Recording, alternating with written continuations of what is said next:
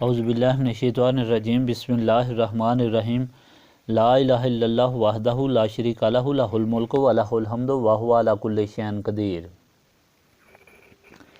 اللہم صلی علی سیدنا محمد وعلی آلہ وصحابہ صلاۃ تکون لنا امان من کل خوف۔ بیان خطبہ مجلس کبریٰ عرس شریف جولائی 1999۔ بسم اللہ الرحمن الرحیم فنعم المولا ونعم النصیر۔ رب اشرح لی صدری ویسر لی امری واحلل عقدۃ من لسانی یفقہوا قولی۔ اللہم سیدنا محمد وعلی آل سیدنا محمد وعلی صحابہ وعلی ازواجہ اجمعین وبارک وسلم وصلی علیہ۔ الحمدللہ، اللہ تعالیٰ کا لاکھ لاکھ شکر ہے کہ مالک الملک نے اپنی یاد کی توفیق اور موقع عطا فرمایا ہے۔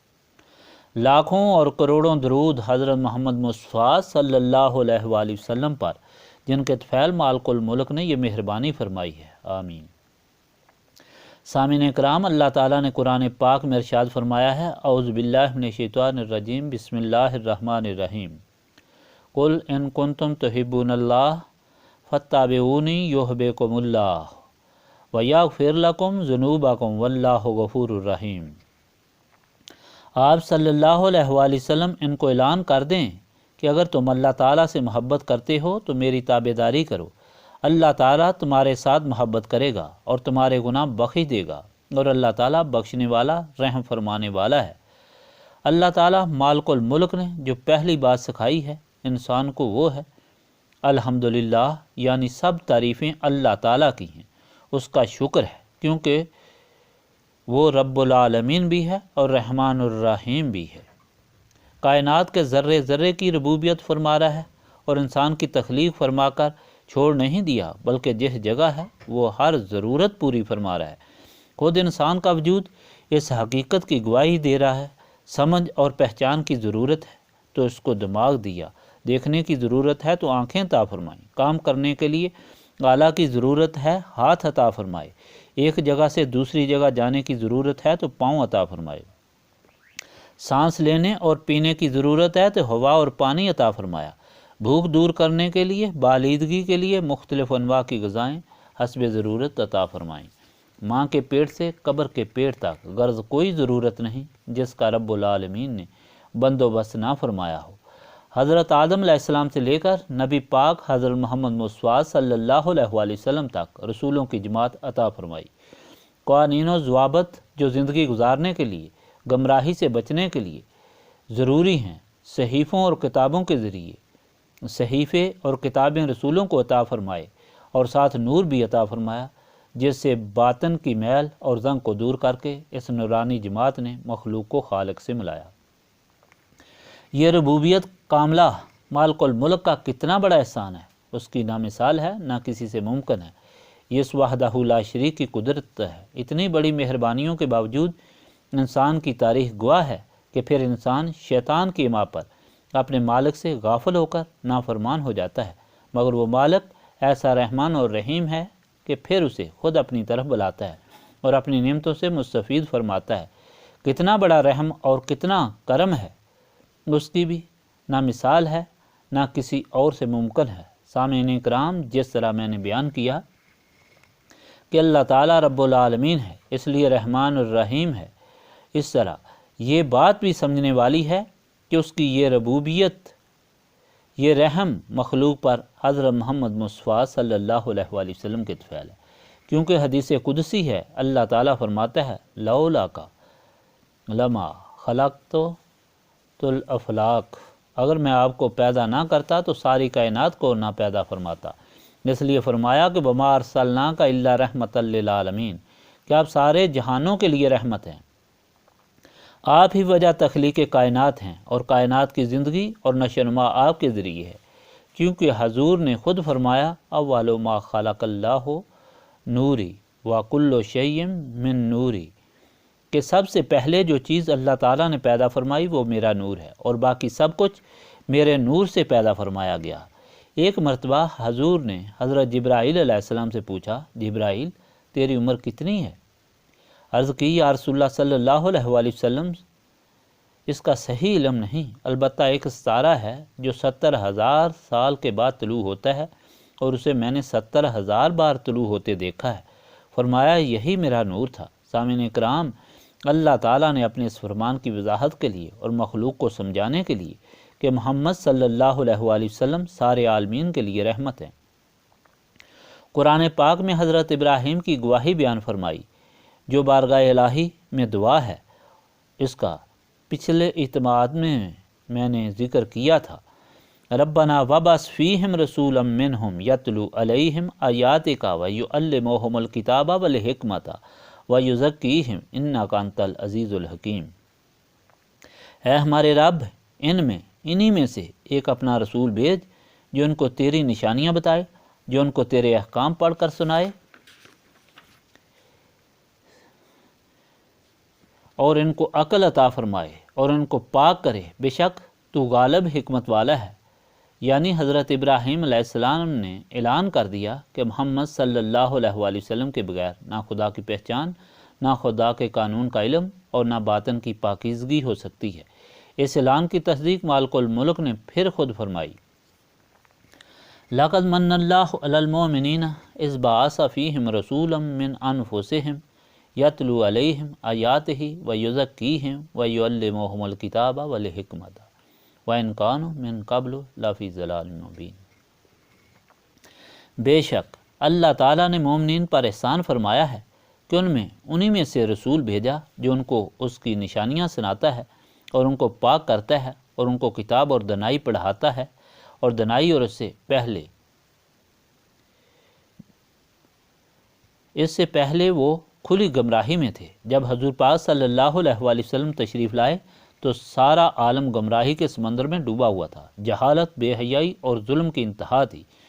خواہ چین کے خاقانیوں کی حکومت تھی یا ساسانیوں کے کسرا کی حکومت تھی، یا بازنطینیوں کے کسرا کی یا بازنطینیوں کے کیسر کی۔ ان کا قانون جنگل کے قانون سے بھی بھیانک تھا۔ لوگ اپنی ماؤں سے شادیاں کرتے تھے، والد کی وراثت سمجھ کر عورتوں کو کھلونا سمجھتے تھے، وراثت کے حقوق سے محروم تھے۔ 300 400 بیویاں ایک شخص کی تھی۔ ظلم کی یہ حالت تھی، طاقتور کمزور کی آنکھ اپنے سامنے اٹھنے پر نکال دیتا تھا اور زندہ انسان کی چمڑیاں ادھیڑ لی جاتی تھی۔ اپنی بچیوں کو بے گناہ زندہ دفن کر دیا جاتا تھا۔ ایسے بھیانک دور میں رحم و کرم کا آفتاب طلوع ہوا جس نے انسان کی کایا ہی پلٹ دی اور اللہ کی رحمت ہونا ثابت کر دیا۔ لوگوں کو قیامت کے حساب سے ڈرایا، ایک اللہ، ایک ہی خالق، ایک ہی رب کی پہچان کرائی۔ پتھروں، مٹی اور تانبے کے بے جان بتوں کے سامنے سے اشرف المخلوقات کے سر کو اٹھا کر اللہ وحدہ لا شریک کے سامنے سجدہ ریز کر دیے۔ ظلم کے شکنجوں سے نکال کر صلہ رحمی، آشتی اور محبت کے پیکر بنا دیے۔ وہ لوگ جو ایک دوسرے کے منہ سے نوالے چھینتے تھے اپنے منہ سے نکال کر دوسرے کے منہ میں ڈالنے لگے۔ کون نہیں جانتا احد کے مقام پر 4 خدا کے بندے پیاسے موت کے منہ میں اس لیے چلے گئے کہ اپنے منہ سے لگے پانی کو اپنے بھائی کی پیاس بجھانے کے لیے بھیج دیا۔ غرض جاہل عالم بن گئے، ظالم محبت اور خلوص کے پیکر بن گئے۔ سورج، چاند، ستاروں، آگ، پتھر اور مٹی کے سامنے سر ٹیکنے والوں کے سر صرف اور صرف وحدہ لا شریک کے سامنے جھکنے لگے، جو اس محسن اعظم صلی اللہ علیہ وآلہ وسلم کی کار فرمائی تھی، جس کو اللہ تعالیٰ نے رحمت بنا کر بھیجا، جس نے نیک اعمال پر اللہ تعالیٰ کی رحمت کی خوشخبری سنائی اور برے اعمال سے ڈرایا، اور اس طرح قادر مطلق کی طرف بلایا۔ خالی بلایا ہی نہیں بلکہ مخلوق کے باطن کو نور نبوت سے پاک کر کے روشن کر دیا، اور اس طرح اچھائی اور برائی کی تمیز عطا کر دی۔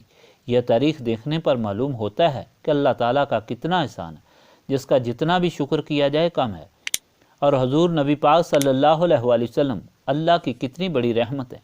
اللہ تعالیٰ کا شکر ادا کرنا ہے، اس کے ساتھ اس احسان اعظم اور اللہ تعالیٰ کی اس رحمت کی دائمی غلامی ایسی اختیار کرنی ہے کہ اس سے زیادہ عزیز ماں رہے نہ باپ رہے، نہ اولاد رہے اور نہ مال رہے۔ یہی سبق ہے، یہی حکم ہے مالک الملک کا جو میں نے آج آپ کو پڑھ کر سنایا۔ حضور کی آمد پر یہود و نصارہ نے کہنا شروع کیا، ہم تو اللہ تعالیٰ کے محبوب صلی اللہ علیہ وآلہ وسلم کی قوم ہیں اور بندے ہیں، ہمیں اب کسی نئے پیغمبر کی تابعداری کی کیا ضرورت ہے جس پر حکم ہوا کہ تم لغو بک رہے ہو؟ گریبانوں میں منہ ڈال کر دیکھو، اس رسول کریم کی بعثت سے پہلے تمہارا کیا حال تھا، مخلوق خدا کا کیا حال تھا، یہ کیا پیغام لایا ہے اور دن رات کس پیغام کی تبلیغ کر رہا ہے جس میں مخلوق کی دونوں جہانوں کی بلائی ہے۔ یہ تو وہی اللہ تعالیٰ کی رحمت ہے جس سے آدم نے فائدہ اٹھایا، جس کے طفیل آدم کو معافی ملی، جس کا امتی بننے کے لیے حضرت موسیٰ علیہ السلام نے دعا مانگی، جس کی خوشخبری حضرت عیسیٰ علیہ السلام نے دی۔ یاد رکھو، ان میں جو بھی انسان ہے، جس جگہ بھی ہے، جس نسل سے ہے، اگر وہ اللہ کی محبت کا دعویٰ کرتا ہے تو اسے اللہ تعالیٰ کے محبوب صلی اللہ علیہ وآلہ وسلم کی مطابقت اور اطاعت کرنی پڑے گی۔ جو اس حکم پر عمل کرے گا وہ صرف اللہ کی بندگی میں ہی داخل نہیں ہوگا، صرف اس کے سارے گناہ ہی معاف نہیں ہوں گے، بلکہ اللہ تعالیٰ خود اس سے محبت کرے گا، وہ اللہ تعالیٰ کا محبوب بن جائے گا۔ سامعین کرام، اس حقیقت کا علم حضور پاک صلی اللہ علیہ وآلہ وسلم کے غلاموں کی زندگی کے حالات معلوم کر کے ہوتا ہے، جنہوں نے صحیح معنوں میں اللہ تعالیٰ کے رسول صلی اللہ علیہ وآلہ وسلم کی غلامی اختیار کی۔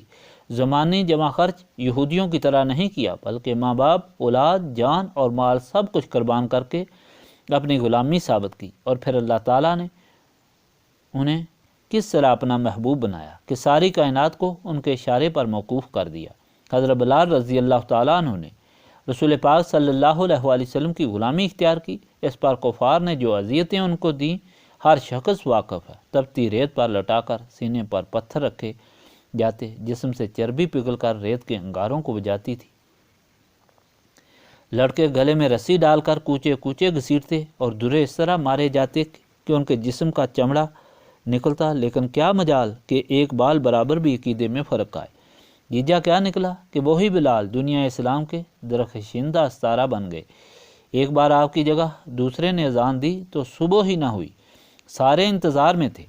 حضرت جبرائیل علیہ السلام آئے کہ یا رسول اللہ صلی اللہ علیہ وآلہ وسلم، اللہ تعالیٰ فرماتا ہے جب تک میرا محبوب بلال اذان نہیں دے گا میں صبح کو طلوع ہونے کا حکم ہی نہیں دوں گا، بے شک کائنات کا ذرہ ذرہ اندھیرے میں تڑپتا رہے۔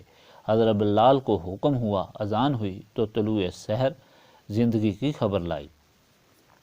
حضرت خباب اعلیٰ گھرانے کے فرد تھے، بچپن میں ان کو کسی نے فروخت کر دیا، پھر وہ ام انمار کی ملکیت میں آ گئے۔ آپ آہن گری کا پیشہ کرتے تھے۔ حضور پاک صلی اللہ علیہ وآلہ وسلم کو ان سے بہت محبت تھی، ان کی دکان پر جا کر تشریف رکھتے، وہ حضور پاک صلی اللہ علیہ وآلہ وسلم کی غلامی میں داخل ہو گئے۔ ان کی مالک ام انمار کو سخت غصہ آیا کہ میرا غلام اور میری اجازت کے بغیر اسلام لایا۔ وہ روزانہ لوہے کے ٹکڑے کو گرم کرتی تھی اور ان کے سر پر رکھتی۔ اندازہ لگائیں کہ ان کو کتنی تکلیف ہوتی ہوگی، مگر غلامی رسول کا اتنا نشہ تھا کہ ساری تکلیف برداشت کی جاتی اور خیال میں فرق نہ آتا۔ رسول پاک صلی اللہ علیہ وآلہ وسلم نے آپ کے لیے دعا فرمائی، یا اللہ خباب کی مدد فرما۔ اللہ تعالیٰ نے ام انمار کو ایسا سر کا درد دے دیا کہ وہ کتے کی طرح بھونکتی پھرتی۔ اسے بتایا گیا سینگیاں لگا، چانچہ وہی حضرت خباب لوہے کا ٹکڑا گرم کر کے اس کے سر پر رکھتے، اسے آرام آتا۔ سامعین کرام، آپ نے اندازہ لگایا خدا کے حکم کی شان، جنہوں نے اللہ تعالیٰ کے رسول صلی اللہ علیہ وآلہ وسلم کی تابعداری کی، زبانی نہیں اپنے عمل سے، تو ان کو کیا شان ملی۔ آج جس ہستی کی برسی ہم منا رہے ہیں، غوث المعظم اعلیٰ حضرت پیر نذیر احمد رحمۃ اللہ علیہ، آپ وہ ہستی ہیں جنہوں نے ساری زندگی اللہ تعالیٰ اور رسول پاک صلی اللہ علیہ وآلہ وسلم کے حکم میں گزار دی۔ عشق رسول کا یہ عالم تھا کہ ایک مرتبہ عظیم الشان اجتماع عرس تھا۔ آپ نے اپنے خطبہ کے آخر میں فرمایا، لوگو آپ کئی مرادیں لے کر آئے ہو، کوئی ظاہر کی اور کوئی نہیں کی۔ میں اللہ تعالیٰ کی بارگاہ میں تمہارے لیے دعا کرتا ہوں، لیکن میری بھی ایک مراد ہے، تم بھی میرے لیے دعا کرو کہ وہ پوری ہو۔ اور سنو، وہ مراد یہ ہے کہ جب قیامت کا دن ہوگا، نبی پاک صلی اللہ علیہ وآلہ وسلم مقام محمود پر متمکن ہوں گے، تو آپ سب لوگ ایک ہار میں پروئے ہوئے ہوں، وہ ہار میرے گلے میں ہو اور میرا سر اللہ تعالیٰ کے محبوب کے قدموں پر ہو۔ کیا عظیم خواہش تھی کہ جس کی مثال نہ سنی ہے نہ دیکھی ہے۔ زندگی بھر لوگوں کو اس ہار میں پروتے رہے کہ لوگوں، اگر سلامتی ایمان سے زندگی کا سفر طے کرنا چاہتے ہو، شیطان اور نفس کی چالوں سے بچنا چاہتے ہو، تو نسبت رسولی حاصل کرو، نسبت رسولی صلی اللہ علیہ وآلہ وسلم سے تمہارے باطن اس طرح روشن ہو جائیں گے جس طرح بلب پاور ہاؤس کی پیوستگی سے روشن ہو جاتا ہے۔ اللہ تعالیٰ نے اپنے اس محبوب بندے کی عظیم الشان تعلیم کی بدولت، خدمت خلق کی بدولت، عشق رسول کی بدولت وہ شان عطا فرمائی جو کہیں نظر نہیں آتی۔ حضرت پیر احسن الدین صاحب ڈھاکہ میں کمشنر تھے۔ ان کی ملاقات حضرت حاجی محمد سرفراز صاحب جو رئیس الخلفاء سلسلہ نسبت رسولی تھے اور اعلیٰ حضرت پیر نذیر احمد رحمۃ اللہ علیہ کے خصوصی غلام تھے، سرکار مدینہ صلی اللہ علیہ وآلہ وسلم کے حکم سے ایک دعوت پر ملاقات ہوئی۔ حاجی صاحب کا رسولی لباس اور چہرہ کی نورانیت ہر دیکھنے والا ضرور متاثر ہوتا تھا۔ پیر احسن الدین صاحب تو تھے ہی جو آئے حق حاجی صاحب کی طرف دیکھتے رہے۔ جب دعوت ختم ہوئی، ہاتھ دھونے کے لیے اٹھے تو پیر احسن الدین صاحب حاجی صاحب سے ملے اور کہا کہ آپ کے چہرے سے اللہ کی بندگی کے اثار نمایاں ہیں، میں اسی دولت کا متلاشی ہوں، آپ میری رہنمائی کر سکتے ہیں؟ انہوں نے کہا ہاں، اور پھر حضرت پیر صاحب رحمۃ اللہ علیہ کی طرف خط لکھ کر دیا۔ پیر احسن الدین صاحب چھٹی لے کر موڑا شریف گلڈنہ کے راستے سے پیدل آئے۔ راستے میں ایک شخص انہیں ملا کہ مجھے حضرت پیر صاحب نے بھیجا ہے کہ اللہ کی راہ کا مسافر آ رہا ہے، جاؤ دیکھو، اسے تکلیف نہ ہو۔ وہ لے کر آیا اور دربار میں پیر صاحب کے حضور پیش کیا۔ اعلیٰ حضرت پیر صاحب رحمۃ اللہ علیہ نے پوچھا کس طرح آئے ہو؟ اپنی طلب کا ذکر کیا۔ حضرت پیر صاحب ارشاد فرماتے رہے۔ پیر احسن الدین صاحب کہتے ہیں کہ میں کسی اور عالم میں چلا گیا، کیا دیکھتا ہوں کہ رسولی دربار ہے، نبی پاک صلی اللہ علیہ وآلہ وسلم تشریف فرما ہیں اور صحابہ کرام خدمت میں حاضر ہیں۔ جب ارشادات ختم ہوئے تو حکم دیا جاؤ جا کر کھانا کھاؤ۔ مجھے ہوش آیا، دیکھا کہ حضرت پیر صاحب سامنے بیٹھے ہیں، حکم فرما رہے ہیں۔ حسب حکم اٹھ کر دوسرے کمرے میں گیا، خادم نے دسترخوان بچھایا، کھانا چنا۔ میں تو کسی اور خیال میں گم تھا۔ مجھے ایک واقعہ یاد آ گیا کہ جب میں حصار میں ڈپٹی کمشنر تھا تو ایک فقیر کے پاس گیا۔ اس نے کہا کہ احسن الدین، تم دنیا کے فقیروں کے پاس فضول پھرتے ہو، جب تمہاری عمر 42 سال کی ہوگی تو تمہاری ملاقات ولیوں کے بادشاہ سے ہوگی۔ پیر احسن الدین صاحب کہتے ہیں کہ یہ واقعہ یاد آتے ہی میں نے اپنی عمر کا حساب لگایا تو پورے 42 سال تھے۔ اٹھا اور جا کر بیعت ہو کر دائمی غلامی میں داخل ہو گیا۔ سامعین کرام، آج اس مبارک موقع پر یہ سب کچھ آپ کو سنایا، مقصد یہ ہے کہ آپ اپنے مرشد کی 37ویں برسی منانے آئے ہیں اور الحمدللہ بے مثال طریقے سے منائی۔ آج بھی 23,000 قرآن پاک اصال ثواب کے لیے پڑھے گئے ہیں۔ آج دعا کا عظیم موقع ہے۔ آج ہمیں سب سے اعلیٰ دعا کرنی چاہیے، کیونکہ حضور نبی پاک صلی اللہ علیہ وآلہ وسلم کے طفیل اپنے مرشد کے وسیلہ سے ہم جو دعا کریں گے انشاءاللہ قبول ہوگی۔ سب سے بڑی دعا اللہ سے اپنے گناہوں کی معافی ہے۔ اللہ وہ غفور الرحیم بخشنہار ہے جس کی مثال نہیں۔ وہ فرماتا ہے، اے نبی پاک صلی اللہ علیہ وآلہ وسلم، ان لوگوں کو کہہ دو جنہوں نے اپنے اوپر ظلم کیا گناہوں سے، وہ اللہ تعالیٰ کی رحمت سے مایوس نہ ہوں۔ اللہ تعالیٰ سارے گناہ معاف کرنے والا ہے۔ حدیث میں آیا ہے کہ نبی پاک صلی اللہ علیہ وآلہ وسلم نے فرمایا، اللہ تعالیٰ فرماتا ہے اگر میرا بندہ اتنے گناہ لے کر میرے پاس آئے کہ زمین و آسمان بھر جائیں تو میں اتنی ہی رحمت لے کر اس کی طرف متوجہ ہوتا ہوں۔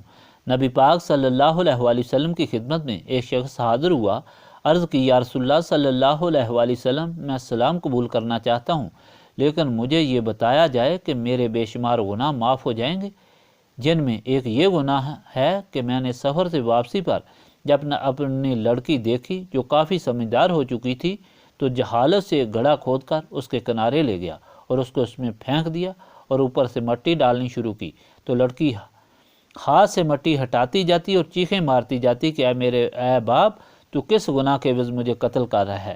اس بچی کی چیخیں میرے کانوں میں اب بھی سنائی دے رہی ہیں۔